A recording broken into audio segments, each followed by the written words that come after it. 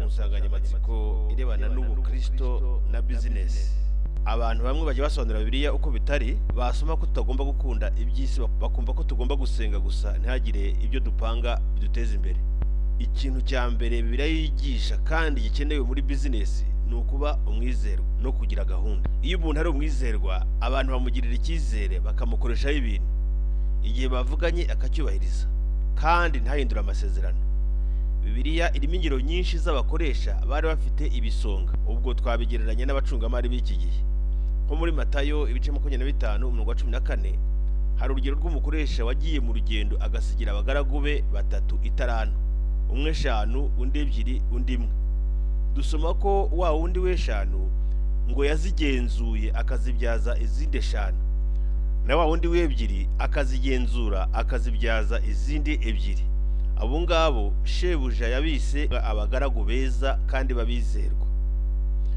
Ariko hari undi umwe ngo ya talanto ngo yaragiye arayitaba, shebuja aje asanga ntacyo yayibyaje. Ubu rero ngo yiswe umugaragu mubi. Iyo nkuru igira ubusobanuro bubiri, n'ubundi kandi buri nkuru yose muri Bibiliya igira icyo bita sens propre na sens figure. Sens propre ni kwa kundi nyine umuntu aha abantu amafaranga akababwira ngo bagende bayacuruze bayabyaze inyungu.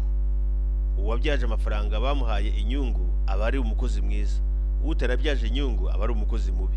Sens figure rero ho italanto zigereranywa n'impano buri wese yahawe. Uko Imana yaguhaye impano ugomba kuzikoresha kugira ngo ugire icyo uzibyaza. Ibyo byose rero urumva ko biganisha ahantu hamwe, ni ugukora, ntiwicare ngo wicarire gusa. Imana idusezeranya umugisha mu byo tuzagerageza gukora byose. Aravuga ngo nzabaha umugisha mu byo muzagerageza gukora byose. Urumva rero ntabwo wabona umugisha utagerageje kugira icyo ukora, ntabwo wabona umugisha utakoze. Abanebwe nta mugisha bashobora kubona. Gusenga udakora ntacyo bitanga. Cyokora nanone n'abakora gusa badasenga, abo ngabo usanga barumagaye, ntibashobora kunezerwa, bahora bahangayitse, bahora baganya. Niyo mpamvu amasengesho nayo atuma tugira ihumure mu byo dukora, tukagira ubusabane n'Imana. Ubukire bwa mbere ni ukumenya imigisha Imana yaguhaye, kuba uriho, kuba uhumeka, kuba ufite ibyo ufite, ibyo jya ubiha agaciro kandi umenye no gutanga. Abantu bagira ubuntu bajya babakire cyane, kuko Imana ibanyuzamo ubukire bwayo kugira ngo bugere ku bandi. Cyokora nanone gutanga ntabwo bivuga gusesagura. Hari rero ikintu Abanyafurika bakeneye kwigishwaho, ni igihe amadini n'amafaranga. Mu bintu Abanyafurika bakeneye kwigishwa ni amadini n'amasengesho. Ntabwo nshaka kuvuga ko amadini ari mabi cyangwa se ko amasengesho adakenewe, birakenewe ndetse n'ingenzi cyane mu buzima bwacu bwa buri munsi. Nyamara ariko usanga uburyo twigishijwe gusenga biri mu bituma imyizerere n'imisengere y'Abanyafurika ibimwe mu mpamvu zibasubiza inyuma. Kuko rero uzasanga hari abantu bata umwanya munini cyane mu by'amasengesho, mu by'idini, bikabatwara umwanya uruta kure uwo bagakoresheje mu kwiteza imbere. Ibi bikaba intandaro y'ubukene. Ntabwo bigishijwe ko inshingano za mbere Imana yahaye umuntu imaze kumurema ari uwo guhingira neza ingobyi yari yamushyizemo ngo ayikorere, ayitunganye, ayibyaze umusaruro. Uzasome neza Itangiriro ibice 2:5 urebe ukuntu Imana yabwiye Adamu. Imana yamushyize mu ngobyi, iramubwira ngo nagende ayikorere, ayihingire. Harabibaza rero ngo Adamu yagiye muri Edeni ngo akajya asoroma imbuto gusa ngo ntacyo yakoze. Ntabwo ari byo. Iyo udakoreye neza gakondo Imana yaguhaye guhibyaza umusaruro, ntabwo uba uri umwizerwa w'ukuri. Ikindi kibazo kigaragara cyane ni uko usanga hari imyizerere ivuga ko ibintu byose bikorwa n'Imana. Abantu bakanga gukora, bakakanga gushaka ibisubizo by'ibibazo bafite, bizeye ko Imana iri bubikore cyangwa iri bubahe ibyo bakeneye. Nibyo, Imana itanga ibyo umuntu akeneye, ariko iyo ugendeye kuri iyo myumvire aho gukoresha neza igihe, ubwenge n'imbaraga uko bikwiriye, nta kimana ishobora kuguha rwose. Biba nk'uburozi butera ubukene, kandi na Bibiliya ivuga ko udakora ntakarye. Gukora rero ni iby'ingenzi cyane. Ubukristo butwigisha gukorana n'abandi no kuba abizera. Ibihugu bigendera ku ndangagaciro za Gikristo byateye imbere cyane. Uzarebere mu bihugu bita ibihugu Scandinave, Sweden, Norvège, Denmark, Finland. Biriya ni ibihugu bigendera ku ndangagaciro za Gikristo, kandi imibereho y'abaturage babyo iri hejuru cyane. Ndetse n'igihugu cya Amerika kigitangira kwiyubaka cyari kizwe n'abimukira bahunze Uburayi kubera itotezwa ryakorerwaga abaprotestanti. bagenda basenga Imana. Intego yabo na n'ubu ikiri ku idolari ni in God we trust, ngo mu Mana niho dushyize ibyiringiro byacu. Nyamara rero uko bagenda batandukira indangagaciro za Gikristo bakagenda bakora ibyaha, nibwo usanga ubukire bwabo n'icyubahiro cyabo bigenda bitakara gahoro gahoro, nubwo bidahita bigaragara ariko niho bigana nibatisubiraho.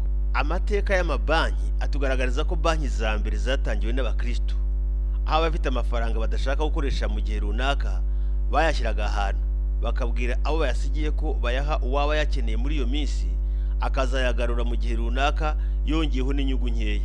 Ibyo byose byabaga byubakiye ku cyizere.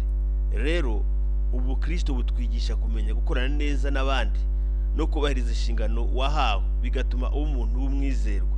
Imikoranire inoze hagati y'abantu n'abandi ni ingenzi kuko niyo ituma abantu batera imbere.